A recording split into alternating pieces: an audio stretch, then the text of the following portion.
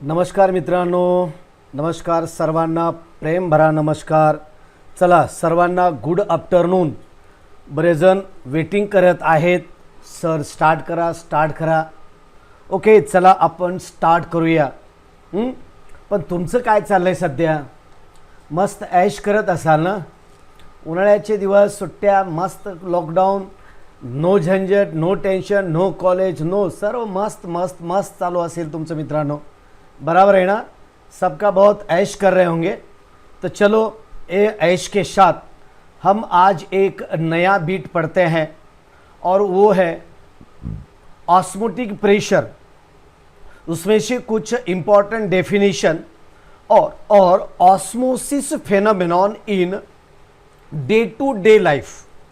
यानी कि ऑस्मोसिस फेनोमेनॉन हमारे डे टू डे लाइफ में, यानी कि हमारे दैनंदिन जीवन में हम ऑस्मोसिस कहाँ कहाँ इस्तेमाल करते हैं, इसके बारे में अभी हम पढ़ने वाले हैं. ओके, लेकिन इसके पहले जो वीडियो मैंने आपको लिया था उसमें ऑस्मोटिक प्रेशर क्या है, ऑस्मोसिस क्या है, सेमी परमिएबल मेम्ब्रेन क्या है, ओके, और किस तरह से ऑस्मोसिस प्रोसेस हो जाती है, इसके बारे में हमने इसके पहले वीडियो में बहुत अच्छी तरह से पढ़ा है. लेकिन ये पढ़ते वक्त आप भी थोड़ा सा ध्यान दे के पढ़िए, मेरे साथ लिख लीजिए. अगर मैं कुछ पॉइंट बता रहा हूं तो आप साइमल्टेनियसली इसके पॉइंट्स लिख लीजिए, क्योंकि ये चैप्टर खत्म होने के बाद मैं आपको नोट्स दूंगा या नहीं दूंगा ये मुझे भी पता नहीं है. ओके, लेकिन कैसा है कि अगर मुझे सेटिस्फैक्टरी है तो मैं बाद में देने की कोशिश करूंगा, लेकिन ये चैप्टर खत्म होने के बाद. ओके, तो चलो दोस्तों अभी हम पढ़ते हैं important definitions and osmosis phenomenon. Okay, osmotic pressure के बारे में.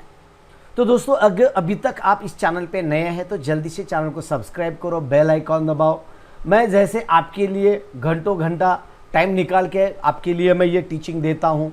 आपको जैसा अच्छा लगता है, जैसे आप मेरी वेटिंग कर रहे होते हैं, उसी तरह से बहुत सारे दूसरे भी बच्चे रहते हैं कि वो भी वेटिंग कर रहे होते हैं. लेकिन मैं आपके पास आया, आपको अच्छा लगा, लेकिन आपके जितने भी सारे दोस्त होंगे उनको ये लिंक शेयर करो और उन्हें भी पहुंचाइए, क्योंकि महाराष्ट्र के देश के पूरे बच्चों तक मुझे पहुंचने में आप मुझे मदद करिए. ओके, चलो तो अभी हम देखते हैं इंपॉर्टेंट डेफिनेशंस क्या क्या है, और इसके बाद हम पढ़ने वाले हैं ऑस्मोसिस फेनोमेनॉन के बारे में. ओके, तो क्या है देखो, चलो आगे का पॉइंट हम देखते हैं.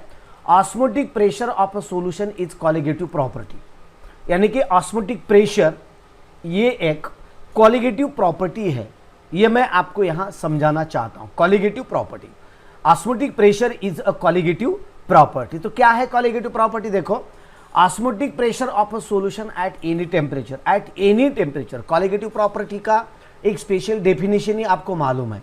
ओके, तो osmotic pressure of solution at any temperature depend upon only number of molecules present per unit volume and hence it is a colligative property.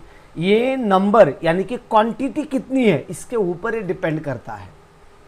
Okay, और एक बार देखो, osmotic pressure of solution at any temperature, किसी भी material का osmotic pressure at any temperature depends only, वो depend करता है, only depends किसके ऊपर? The number of molecules present per unit volume. The number of molecules present per unit volume, यानी कि नंबर के ऊपर ये डिपेंड करता है. यानी कि एक्चुअली जो चीज नंबर के ऊपर डिपेंड करती है उसे हम कॉलिगेटिव प्रॉपर्टी कहते हैं. इसके पहले भी मैंने आपको बताया था, एलिवेशन ऑफ बॉइलिंग पॉइंट में आपने देखा है, डिप्रेशन ऑफ फ्रीजिंग पॉइंट में देखा है.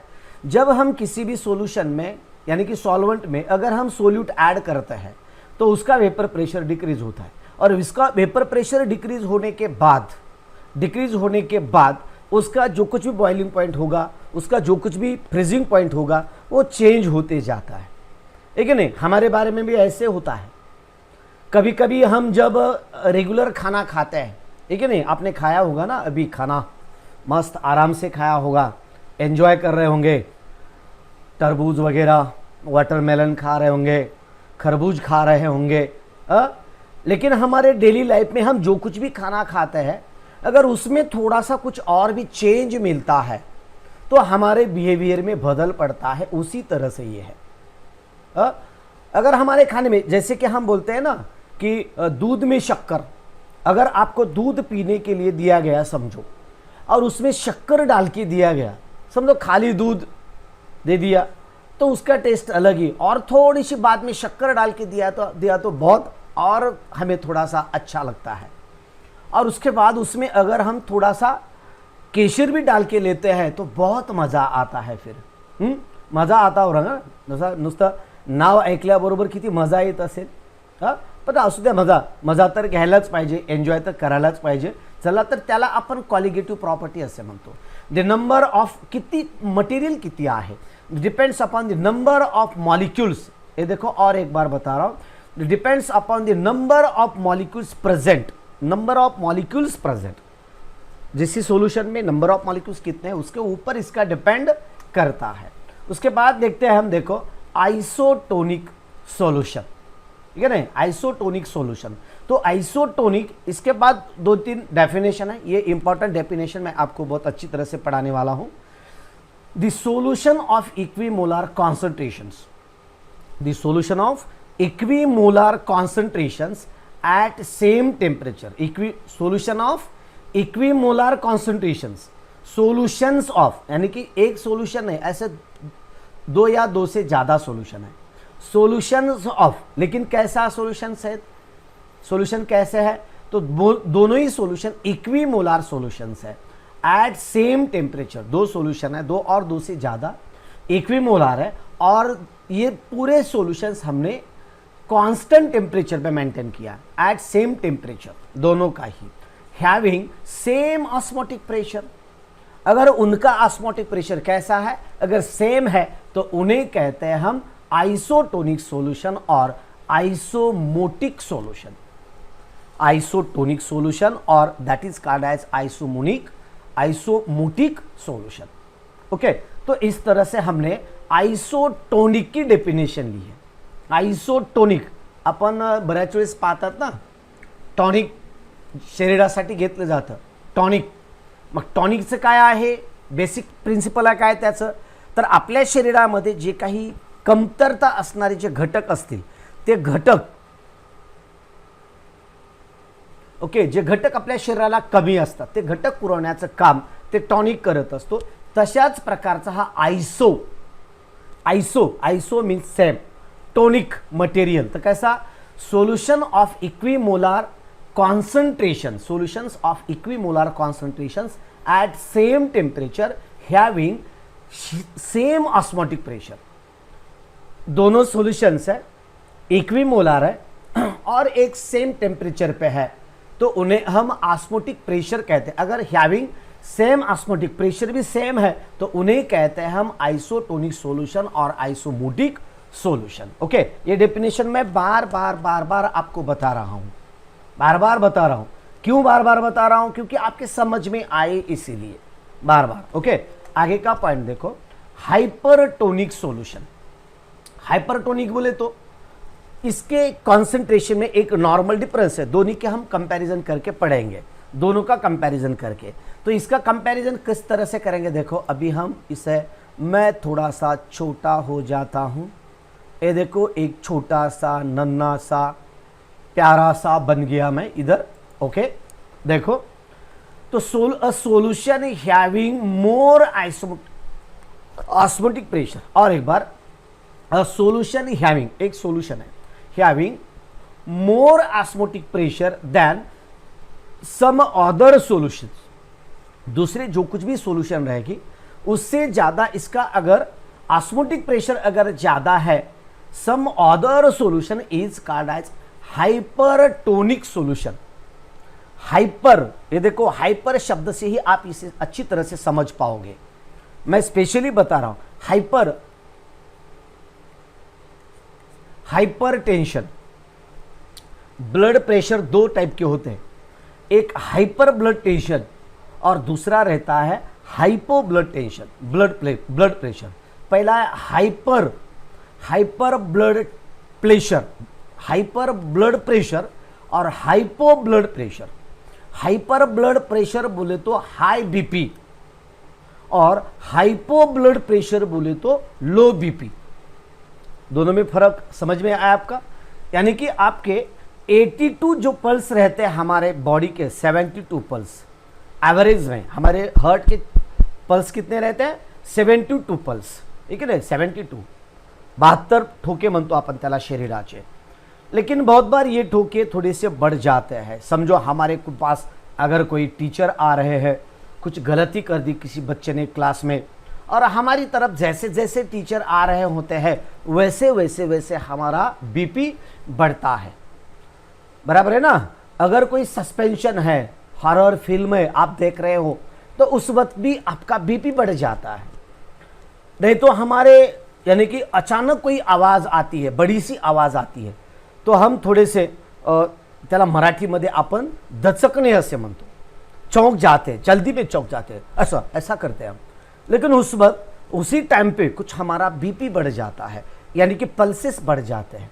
उसे कहते हैं हम हाइपर टेंशन, यानी कि जरूरत से ज़्यादा hypertension, hyper blood pressure. यानी कि इसका ही क्या है, देखो, solution having more osmotic pressure. More है यानी कि जितना चाहिए उससे ज़्यादा, more osmotic pressure than some other solution. दूसरे जो कुछ भी सॉल्यूशन रहेंगे उससे ज़्यादा इसका कॉन्सेंट्रेशन रहता है, इसलिए हम कहते हैं इसलिए कहते हैं इसे हम hypertonic solution. Okay, hypertonic solution. उसके बाद हम देखते हैं हाइपोटोनिक सॉल्यूशन. तो अभी आपके समझ में आया होगा. हाइपोटोनिक तो क्या होगा, तो जितने भी सारे सॉल्यूशन होंगे उससे इसका कॉन्सेंट्रेशन यानी कि इसका ऑस्मोटिक प्रेशर कम होगा, ठीक है ना. इसका अगर मोर ऑस्मोटिक प्रेशर है तो इसका क्या रहेगा, लो ऑस्मोटिक प्रेशर रहेगा. ओके, इस तरह से देखो, अ solution having less osmotic pressure एक सॉल्यूशन है, और दूसरा जो अगर सॉल्यूशन कंपैरिजन में अगर हमने लिया है तो उसकी तुलना में, उसके कंपैरिजन में जो कुछ भी हम सॉल्यूशन ले रहे हैं उसका ऑस्मोटिक प्रेशर अगर कम है तो उसे कहते हैं हम low osmotic pressure. That is called as less osmotic pressure than the other solution. दूसरे सॉल्यूशन के कंपैरिजन में it is called as hypotonic solution. इसे क्या कहते हैं हम, हाइपोटोनिक. हाइपो बोले तो बिलो और हाइपर बोले तो ज्यादा. अगर आप बायोलॉजी पढ़ते हैं तो बायोलॉजी में हाइपोथैलेमस, जो करोला वगैरह रहता है, जो फ्लावर का क्लासिफिकेशन हम लेते हैं, तो उसका जो कैलेक्स से रहता है, कैलेक्स कभी कभी नीचे से रहता है तो कभी कभी कैलेक्स ऊपर से रहता है, और कभी कभी इस तरह से भी आपको देखने को मिलता है कि करोला बोले तो पेटल सेपल जो रहते हैं, जो कलर्ड पार्ट रहता है हमारा, वो थैलेमस के ऊपर रहता है और बहुत बार थैलेमस के नीचे से रहता है. अगर थैलेमस के नीचे से है तो उसे हम हाइपो कहते हैं, और ऊपर है तो उसे हम हाइपर कहते हैं. उसी तरह से अगर इसका एक सॉल्यूशन है, उसका ऑस्मोटिक प्रेशर दूसरे सॉल्यूशन के कंपैरिजन में अगर ज़्यादा है तो उसे कहते हैं हम हाइपरटोनिक सॉल्यूशन. ओके, और दूसरी केस कैसी है, हाइपोटोनिक. अगर दो सॉल्यूशन है तो दो सॉल्यूशन है, उसमें से एक का सॉल्यूशन अगर ज़्यादा है, a solution having less osmotic pressure as compare to the some other solutions. दूसरे सॉल्यूशन के कंपैरिजन में अगर उसका ऑस्मोटिक प्रेशर कम है तो उसे कहते हैं हम हाइपोटोनिक सॉल्यूशन. ओके, ये रहा हाइपोटोनिक सॉल्यूशन. हम आगे का पॉइंट इसका एग्जांपल मैं आपको बता रहा हूं. देखो तो क्या है एग्जांपल इसका, 0.91 solution of sodium chloride is isotonic with human blood corpuscles. Human blood corpuscles, हमारा जो ह्यूमन ब्लड रहता है, तो ह्यूमन ब्लड अगर हम सॉल्यूशन ले रहे हैं सोडियम क्लोराइड का, किसका, NaCl का सॉल्यूशन ले रहा है, उसका है 0.91 सॉल्यूशन का कॉन्सेंट्रेशन है. इज ये है आइसोटोनिक. ये कैसा है, आइसोटोनिक है, इक्विमोलार है. ये the solution of equimolar concentrations at same temperature having same osmotic pressure are called isotonic solution और आइसोमोटिक सॉल्यूशंस, यानी कि उनका ऑस्मोटिक प्रेशर सबका सेम है, अगर वो इक्विमोलार पे है तो और कॉन्सेंट्रेशन भी उनका अगर सेम है तो ये हुआ आइसोटोनिक। लेकिन isotonic with the human blood corpuscles बोला है, अगर 0.91% सॉल्यूशन लेते हैं हम सोडियम क्लोराइड का, तो वो ह्यूमन ब्लड के बराबर उसका कॉन्सेंट्रेशन होगा। लेकिन इन दिस सॉल्यूशन, अगर इसी सॉल्यूशन में हमने क्या किया, in this solution the corpuscles neither swell nor shrink, जो कार्पस्कल्स रहते हैं अगर उसमें हम ऐड करते हैं नाइदर स्वेल नॉर श्रिंक, यानी कि वो ज्यादा मराठीमध्ये आपण काय म्हणतो, बल्ज होणे किंवा त्याला आपण फुगणे म्हणतो किंवा सुकणे असे म्हणतो, सुरकुती होणे आणि बल्ज होणे, फुगणे। आपण जर पाण्यामध्ये आपला हात जर राहिला थोडा वेळ किंवा टाच राहिली, आपण बऱ्याच वेळ तुम्ही पाण्यामध्ये थोडा वेळ जर काम केलात तर तुमची जी पायाची जी चमडी असते ती चमडी फुगते म्हणजे काय होतं, मध्ये पाणी एंटर करतं आपल्या त्या चमड्यामध्ये वगैरे, आणि त्याला आपण स्वेल असे म्हणतो। समजा एखादी लेडीज जर हात कपडे वगैरे धुत असेल, जेंट्स सुद्धा कपडे धुत आहेत सध्याला म्हणजे जे कॉलेजला वगैरे असतात ना, कॉलेजला वगैरे शिकणारी जी मुलं असतात त्यांना धुवावेच लागतात, किंवा एखादा धोबी असेल तर तो धोबी कपडे धुत असतो, मग पाण्यामध्ये त्याचे जर हात असतील तरी हात पांढरे होतात, ठीक आहे ना। Our the palms of this hand becomes whitish and bulge because the cells of the skin can absorb the water molecule, और वाटर मॉलिक्यूल एब्सॉर्ब करने के बाद ये थोड़े से स्वेल हो जाते हैं, फूगते हैं। ओके, उसके बाद देखो in this solution the corpuscles are neither swells nor shrink. ये देखो नीट के लिए इसके ऊपर क्वेश्चन पूछा जाता है, नीट के लिए बहुत बार क्वेश्चन पूछा जाता है इसके ऊपर, यानी कि अगर हम ब्लड सेल 0.91 कॉन्सेंट्रेशन सॉल्यूशन में, परसेंटेज सॉल्यूशन में अगर हमने डाल दिए तो सेल के बारे में क्या होगा, कार्पस्कल्स के बारे में क्या होगा। तो ये अल्टरनेटिव रहेगा हमारा स्वेल्स, बी रहेगा श्रिंक, डी रहेगा neither swell nor shrink, and D रहेगा बोथ आर देम, बोथ दोनों ही हो जाएंगे, तो दोनों तो पॉसिबल नहीं है। तो यहां क्या होगा, swollen neither swell nor shrink, इस तरह से आएगा हमारा क्वेश्चन, क्योंकि 0.91% सॉल्यूशन है। ओके, लेकिन बाद में क्या किया हमने, a solution of 5% NaCl solution is hypertonic solution, यानी कि बाद में हमने सोडियम क्लोराइड का सॉल्यूशन कितना लिया, 9 सोडियम क्लोराइड का 5% का सॉल्यूशन लिया हमने, 5% सोडियम क्लोराइड। अगर वाटर है, वाटर में हमने 5% सोडियम क्लोराइड अगर ऐड कर दिया तो वो सॉल्यूशन होगा हाइपरटोनिक।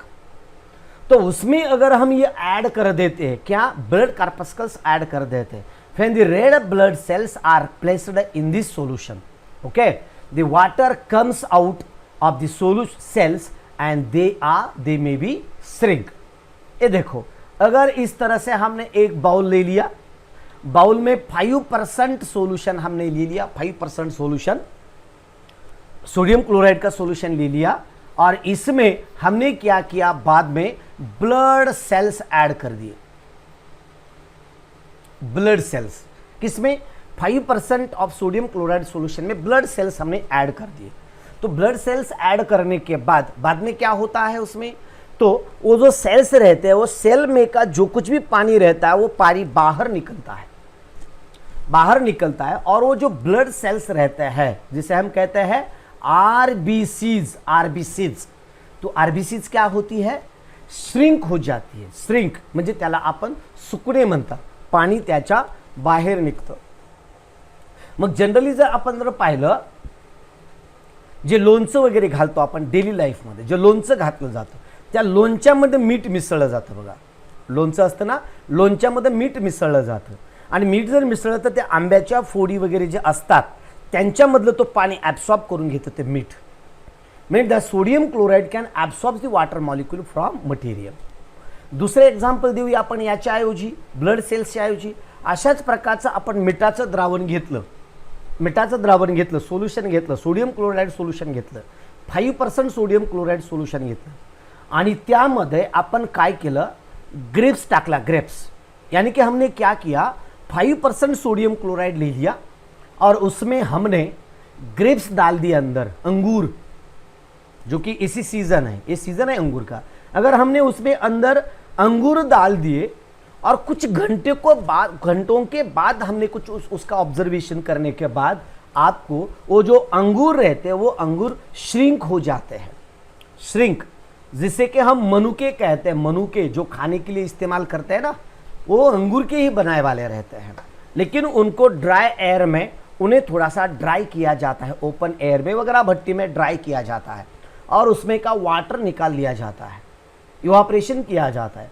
उसी तरह से अगर ये सोडियम क्लोराइड के सॉल्यूशन में अगर हम ग्रेप डाल देते हैं तो धीरे धीरे धीरे धीरे उसका जो साइज रहता है वो साइज कम होता है। ये रहा ग्रेप के बारे में। अगर आप खारिक डाल देते हैं, खजूर, खजूर जो खजूर रहती है, अगर वही खजूर, अब मैं आपको बता रहा हूं, देखो दोनों का डिफरेंशिएशन आपको देखना है। समझो जो मनुका रहता है, अगर एक मनुका, एक ग्रेप्स ले लिया हमने, तो ग्रेप हमने नमक के पानी में डाल दिया तो वो ग्रेप्स की साइज डिक्रीज हो जाती है। अगर वही मनुका हमने वाटर में डाल दिया, पाणी में डाल दिया, तो उसी मनुके की साइज, हिंदीमध्ये आता मनुकाच म्हणतात का काय म्हणतात मला माहिती नाही, लक्षात नहीं, पण मनुका यानी कि ग्रेप का जो ड्राई करने के बाद जो खाने का लाइक जो मटेरियल बनाया हुआ रहता है उसे मराठी में मनुका कहते हैं। अगर वो हम पानी में डाल देते हैं तो वो मनुका बाजू का पानी एब्सॉर्ब करता है, वो स्वेल होता है। अगर खजूर भी हम डाल देते हैं, सूखी वाली खजूर अगर हम डाल देते हैं, सूखे अंगूर और ये सूखा खजूर अगर एक ही पानी में डाल देते हैं तो बाद में वो स्वेल हो जाते हैं। लेकिन अगर सोडियम क्लोराइड के पानी में अगर वही यानी कि स्वेल हो गए वाले अंगूर उठा के अगर हम सोडियम क्लोराइड के पानी में डाल देते हैं तो बाद में श्रिंक हो जाते हैं। ये एग्जाम्पल है इसका, हाइपरटोनिक और हाइपोटोनिक सॉल्यूशन का मैंने आपको ये एग्जाम्पल दिया है। ओके, तो देखो, placed in this solution water comes out the cells and they shrink. इस तरह से समजा आपण सुद्धा जर खाऱ्या पाण्यामध्ये जर बसलो, प्रचंड खारं पाणी जर असेल आणि खाऱ्या पाण्यामध्ये आपण जर जास्त जर बसलो तर आपल्या शरीरातून पाणी शोषलं जातं त्या मिठाकडनं आणि आपली सुद्धा त्वचा अशी रखरखीत होते। समुद्राच्या पाण्यामध्ये जर पाहिलं तर खरखरीत त्वचा होत असते। तोच प्रकार इथे सुद्धा पाहायला मिळतो आपणास। जर खाऱ्या पाण्यामध्ये आपण जर जास्त वेळ जर बसलो तर निश्चित आपणास आपल्या शरीरातलं पाणी ॲब्सॉर्ब केलं जातं। दूसरे एक एग्जाम्पल सांगतो तुम्हाला, अगर आपने ज़्यादा नमक खाया हो, देखो अगर आपने ज़्यादा नमक खाया हो तो आपको बहुत जल्दी प्यास लगती है।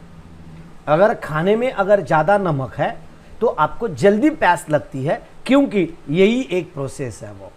ओके, चलो, और दूसरा एक मैं आपको बता देना चाहता हूं, अगर आप ज़्यादा नमक खाते हैं तो किडनी के ऊपर इफेक्ट पड़ता है, किडनी डैमेज हो सकती है, लिवर डैमेज हो सकता है। इसीलिए नमक बहुत ही कम खाना चाहिए, यानी कि रिक्वायरमेंट जितना कि हमें टेस्ट के लिए ज़रूरत है उतना ही। बहुत सारे लोग क्या करते हैं कि नींबू लेते हैं, नींबू का रस पानी में डाल देते हैं गिलास में और उसमें नमक डाल देते हैं और उसे घुल मिला के पी लेते हैं, लेकिन वो आपके सेहत के लिए बहुत डेंजरस रहता है। कभी भी खाली नींबू पी सकते हैं आप, नींबू पियो, लेकिन नींबू में नमक डाल के मत पीना।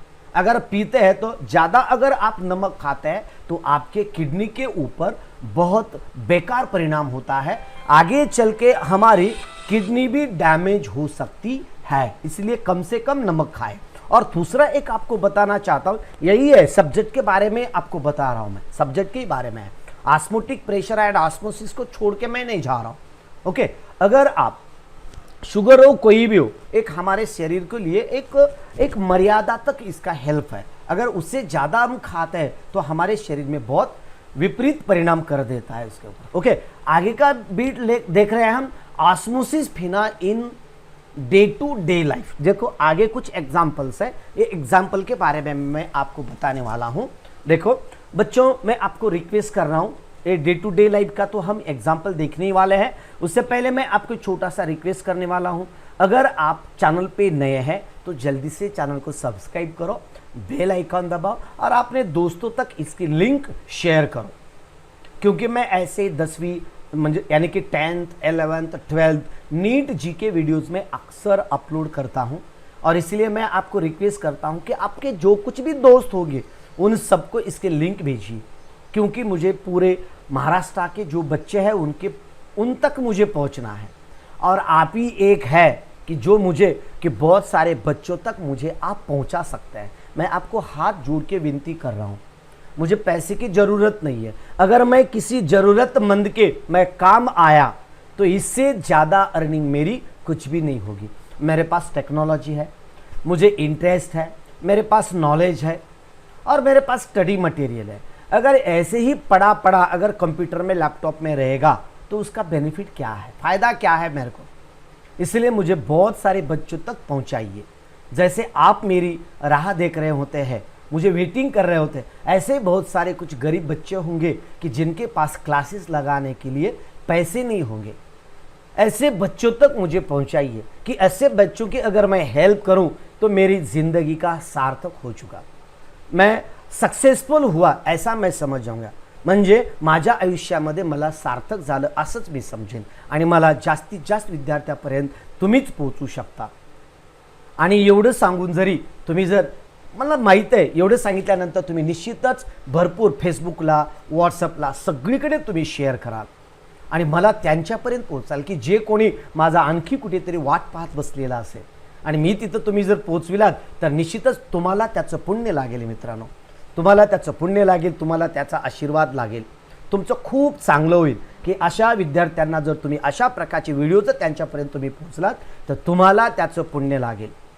जिंदगी में बहुत बड़े बन जाओगे अगर अपनी सोच बहुत बड़ी करोगे तो। अब ऐसा नहीं सोचना कभी भी, अगर मेरे दूसरे एक नजीक वाले दोस्तों को मैं ये बताऊं तो ये भी पढ़ेगा, वो भी फुकट में पढ़ेगा, मुफ्त पढ़ेगा और वो मेरे से आगे जाएगा। नहीं दोस्तों, हमारा कंपटीशन महाराष्ट्र के स्टूडेंट के साथ है, नज़दीक के नहीं। महाराष्ट्र के स्टूडेंट के साथ ही नहीं है हमारा कंपटीशन, पूरे इंडिया के बच्चों के साथ है। नहीं दोस्तों, एक कंपटीशन हमारा पूरा इंडिया के बच्चों के भी साथ नहीं है, तो ये हमारा कंपटीशन पूरे वर्ल्ड के बच्चों के साथ है। इसीलिए आप छोटा दिल मत करिए, बहुत बड़ा दिल करिए और बहुत जनों को शेयर करिए, मेरा रिक्वेस्ट है। ओके, चलो हम देखते हैं आगे के कुछ पॉइंट्स। लाइक तो किया है ना, लाइक करिए, जल्दी से लाइक भी करिए, क्योंकि आपका एक लाइक मुझे एनर्जी देता है। यानी कि आप लाइक करते हो तो मैं ऐसा समझता हूं मैं जो काम कर रहा हूं बहुत अच्छा कर रहा हूं और सबके हेल्प के लिए कर रहा हूं। अगर आपका कुछ लाइक नहीं आता है ना, तब थोड़ा सा मुझे लगता है कि मैं कुछ गलत कर रहा हूं। अगर मुझे आगे ऐसे ही आपको काम कराना, मेरी तरफ से काम कराना चाहते हैं आप, तो लाइक भी कभी मत भूलना दोस्तों। चलो सब्सक्राइब करो, लाइक करो और बेल आइकॉन दबाओ ताकि आगे आने वाले वीडियो का नोटिफिकेशन आपको मिलेगा। ओके, चलो तो हम देखते हैं osmosis phenomenon in day to day life. तो क्या क्या है हमारे दैनंदिन जीवन में ऑस्मोटिक प्रेशर और ऑस्मोसिस फेनोमेनॉन, इसका कहां कहां संबंध आता है। तो देखो एक पॉइंट मैं आपको बहुत अच्छी तरह से बताने वाला हूं और इसके ही ऊपर हमें नीट जी के क्वेश्चंस पढ़ते हैं, नीट जी के लिए क्वेश्चंस पूछे जाते हैं। ओके, अभिषेक माने बेटा मैं डेली वीडियोस लेता हूं, तू डेली नहीं आता है तो मैं क्या करूं बेटा। आपल्या ग्रुपमध्ये जे कोणी व्हिडिओज पाहत असतील त्यांनी कृपया उत्तर देऊन टाका, चॅटिंग करा। अरे चॅटिंग करू नका मित्रांनो, इकडे लक्ष द्या, माझ्या बोलण्याकडे लक्ष द्या, माझ्या शिकवण्याकडे लक्ष द्या। आणि जर एखाद्याने जो कोणी जर असा जर प्रश्न विचारला दररोज घ्या तर तुम्ही उत्तर देत चला, दररोज असतं। टायमिंग कोणी जर विचारला तर टायमिंग सांगत चला, कोणते कोणते विषय घेतात ते उत्तर देत चला। परंतु जनरल तुम्ही हागलं का, मुतलं का, मार खाल्ला का, किती टोले खाल्ले, किती रट्टे खाल्ले, बोंबलत इकडे फिरलो, कोणत्या जिल्ह्याचा, असं कॉमेंट करू नका। ओके, चला तर free passes of solvent from pure solvent और dilute solution. to a concentrated solution through a semi-permeable membrane is called osmosis. Osmosis का क्या definition है? देखो, passage, free passage of solvent from pure solvent, free passage of solvent, solvent का passage है, लेकिन कहां से कहां है? From pure solvent और dilute solution, pure solvent और dilute solution से किधर है? To a concentrated solution through semi-permeable membrane. एक सेमी परमेबल मेम्ब्रेन को क्रॉस करके ये जा रहा होता है, तो उसे कहते हैं हम ऑस्मोसिस. उसे क्या कहते हैं? हम ऑस्मोसिस कहते हैं. ओके, तो इस तरह से ये ऑस्मोसिस. ओके, आणि मग यानंतर पुढे काय सांगतो आपण? This is experienced in day to day life. आणि ही जी प्रक्रिया आहे म्हणजे कसा? The passage of a solvent from pure solvent to dilute, pure solvent और dilute solution to concentrated solution. Dilute to यानी कि समझो ए डायल्यूट है, डायल्यूट बोले तो दिल, दिल DIL म्हणजे दिल नहीं, हृदय, धक धक धक. ओके, वैसा नहीं है, ए डायल्यूट है. Okay, through semi permeable membrane pass होता है, तो उसे क्या कहते हैं? यानी कि डायल्यूट टू कॉन्सेंट्रेटेड सॉल्यूशन में अगर इसका सेमी परमिएबल मेम्ब्रेन से अगर इस तरह से ये पास होता है तो उसे कहते हैं हम ऑस्मोसिस.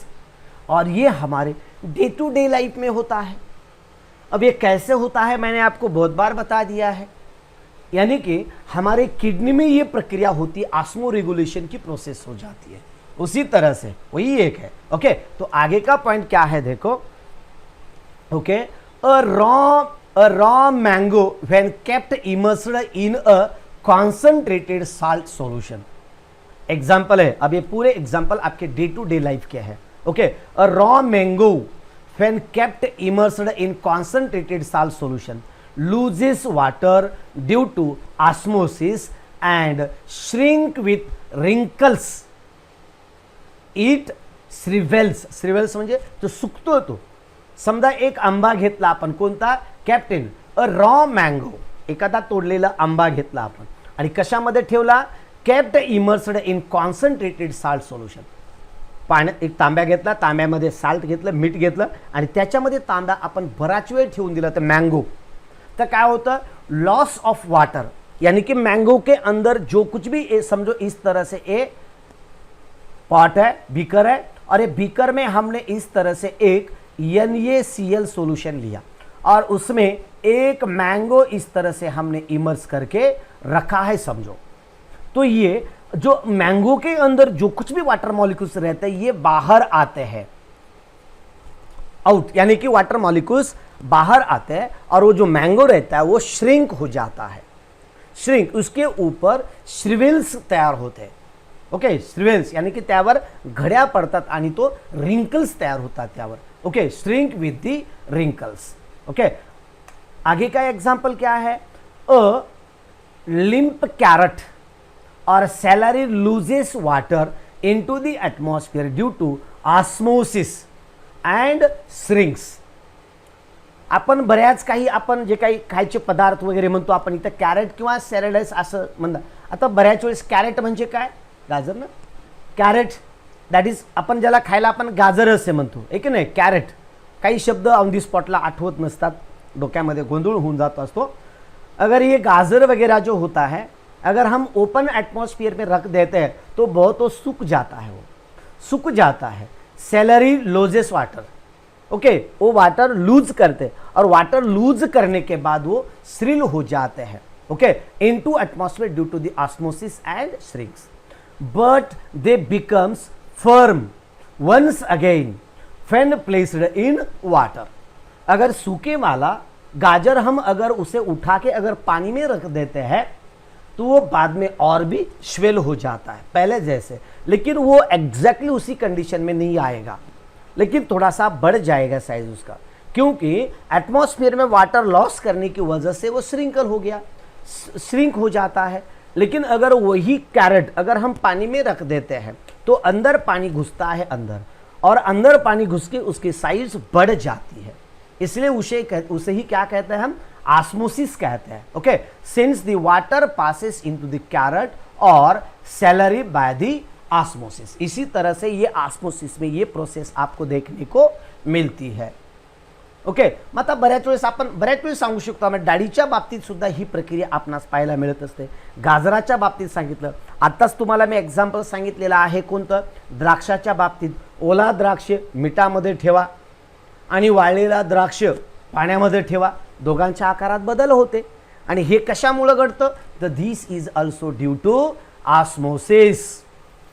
कशामुळे घडतं, हे ऑस्मोसिस मुळे घडतं. ओके, आता थर्ड पॉइंट आपण पाहूया, कोणता, blood cells collapse due to loss of water by osmosis when placed in water containing less than 0.9% of salt mass per volume. यानी कि ब्लड सेल्स अगर हम 0.9 सोल्यूशन में सोडियम क्लोराइड के सोल्यूशन में अगर हम रख देते हैं तो उनका साइज बदल जाता है, उनका साइज चेंज होता है.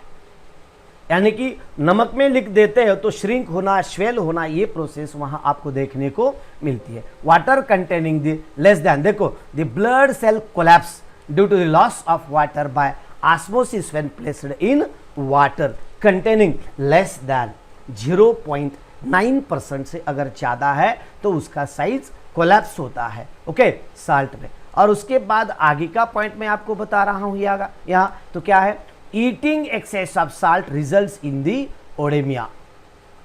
ईटिंग, अगर नमक ज़्यादा खाते हैं तो इसका भी परिणाम हमारे शरीर के ऊपर पड़ता है. तो क्या होता है यहाँ देखो, एक नंबर मैंने आपको बताया, स्वेलिंग ऑफ टिश्यू सेल्स.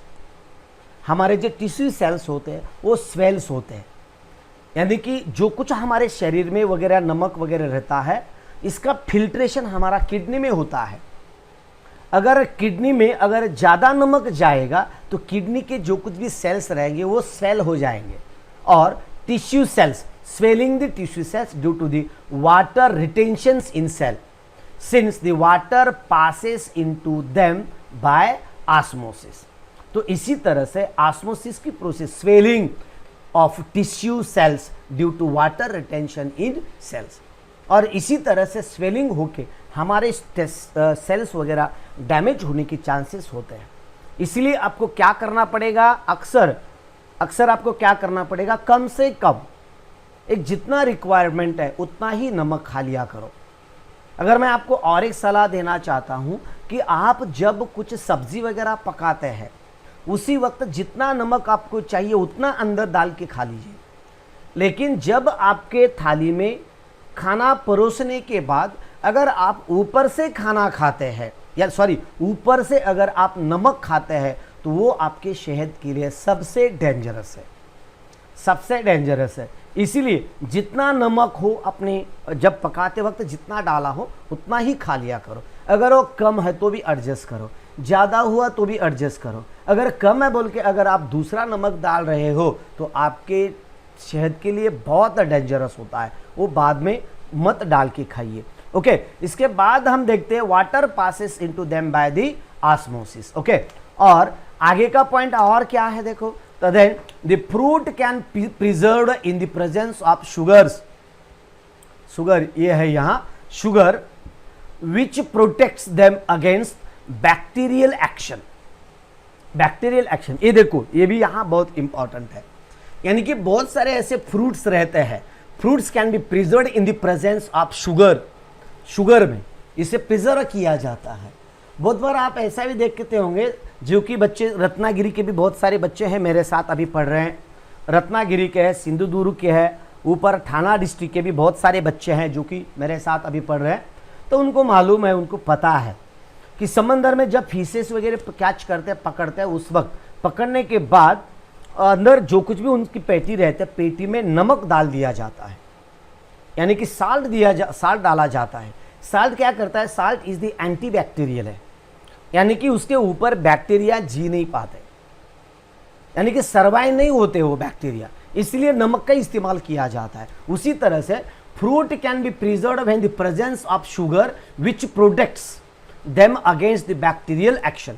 यानी कि फ्रूट के ऊपर बैक्टीरियल का इन्फेक्शन ना हो, इसलिए उन्हें शुगर में प्रिजर्व किया जाता है. बहुत सारे लोंचे, केचप, जाम, जेलीज आप देखते हैं तो उसमें ज़्यादातर आपको शुगर का ही इस्तेमाल किया जाता है।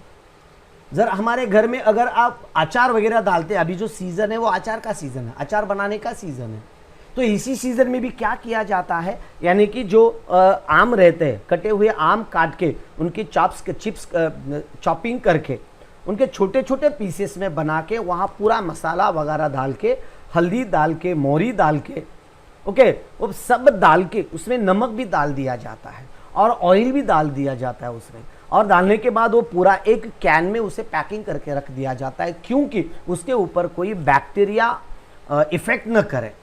इसीलिए एंटीबैक्टीरियल इफेक्ट के लिए नमक और शुगर का ज़्यादातर इस्तेमाल किया जाता है। Due to the osmosis the bacterials loses water, due to osmosis the bacterium loses water. अगर कोई बैक्टीरियम अगर उसके ऊपर हल्ला करता है, अटैक करता है, तो उसमें जो कुछ भी पानी रहेगा बैक्टीरिया में, वो पानी लॉस हो जाता है, और जो बैक्टीरिया रहता है वो बैक्टीरिया श्रिंक हो जाता है, यानी कि उसी नमक में, उसी शुगर में वो सर्वाइव नहीं कर सकता। हेंस इट श्रिंक्स और श्रिवल्स एंड डाइज, यानी कि जो छोटे छोटे बैक्टीरिया रहते हैं वो बैक्टीरिया डाई हो जाते हैं, श्रिंक हो जाते हैं, और श्रिंक होने की वजह से वहां वो सर्वाइव नहीं कर सकते।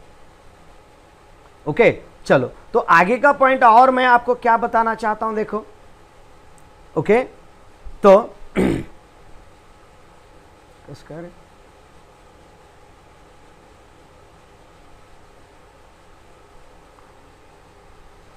ओके, और इसके बाद आगे का पॉइंट क्या है, देखो, बैक्टीरियम लॉसेस वाटर, ये डे टू डे लाइफ में है, इनका दैनंदिन जीवन में हम इसका बहुत इस्तेमाल करते हैं। ओके, और इसके बाद in case of plants due to osmotic pressure water is transported in upward direction. ये भी ऑस्मोसिस प्रोसेस के जरिए ही होता है। जमीन में जो रूट्स जाते हैं, जो मुलाब रहते हैं, वो जमीन में पानी की तरफ, पानी के खोज में जाते हैं, नीचे जाते हैं, और जहां कहीं वेट एरिया मिलेगा, यानी की थोडासा ओलसर एरिया ज्या ठिकाणी मिळतो त्याच्या सरफेसमध्ये येऊन त्या पेशी त्या पाण्याला ऑस्मोसिस प्रोसेसने शोषून घेतात, आणि ते ऑस्मोसिस प्रोसेसच्या आधारे ते पाणी प्लांटमधून पूर्ण टोकापर्यंत पोहोचविण्याचं काम ही ऑस्मोटिक प्रेशर करत असते।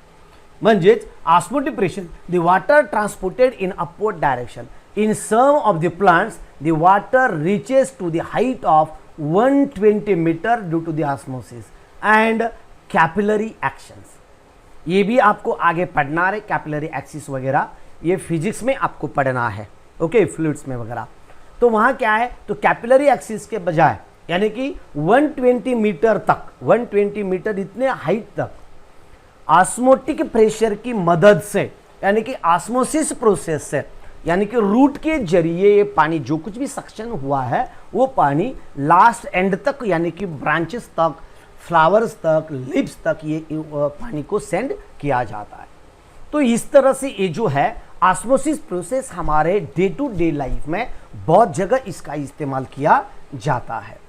ओके, मैंने अभी आपको बताया था, जो कि अगर आप पानी में ज़्यादा स्विमिंग करते हैं तो आपके जो हाथ वगैरह रहते हैं, ये जो स्किन रहती है, ये स्किन भी स्वेल हो जाती है, अंदर पानी घुसता है, और पानी घुसने की वजह से स्विल हो जाता है, और जब हम बाहर आते हैं तो ज्याला आपण तडकणे म्हणतो, उन्हामध्ये आला तर आपली त्वचा पुन्हा तडकते, रफ होते, तो सुद्धा कारण तेच आहे। ओके, और इसके बाद जो 7th पॉइंट क्या है, the leaves of trees loss water to the atmosphere by transpiration due to the osmosis. Transpiration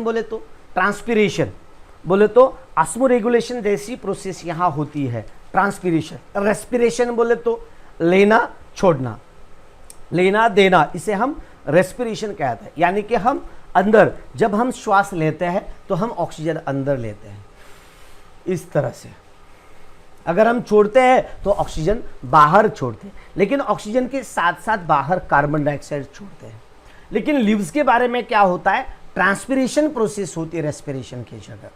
वहाँ क्या किया जाता है कि बाहर कार्बन डाइऑक्सीजन छोड़ा जाता है डे टाइम में, और बाहर का कार्बन डाइऑक्साइड अंदर लिया जाता है, यानी कि बाहर का कार्बन डाइऑक्साइड लेना और अंदर का ऑक्सीजन छोड़ना, इसे ही हम क्या कहते हैं, ऑस्मोसिस प्रोसेस कहते हैं।